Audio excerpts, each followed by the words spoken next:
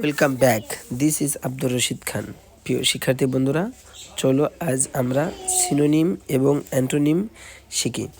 তবে আজকের যে ওয়ার্ডটি সেটির আজ আমরা সিনোনিম শিখব। সিনোনিম সাধারণত চাকরি পরীক্ষা, এইচএসসি বা অন্যান্য পরীক্ষার জন্য গুরুত্বপূর্ণ।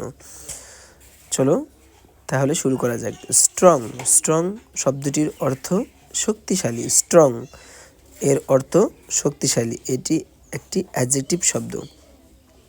এর সিনোনিম শব্দগুলো powerful, solid, farm, tough. Strong. Strong এর অর্থ শক্তিশালী।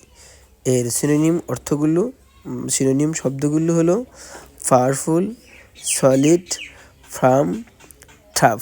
যদি আমরা আগে ফার্ম বলতাম উচ্চারণটা ফার্ম, আমরা যেখানে টাফ বলতাম উচ্চারণটা টাফ।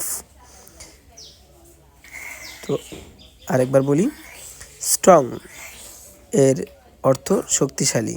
এর সিনোনিম শব্দগুলো powerful, solid, farm, tough. Thanks. May Allah bless you for staying with us for a long time.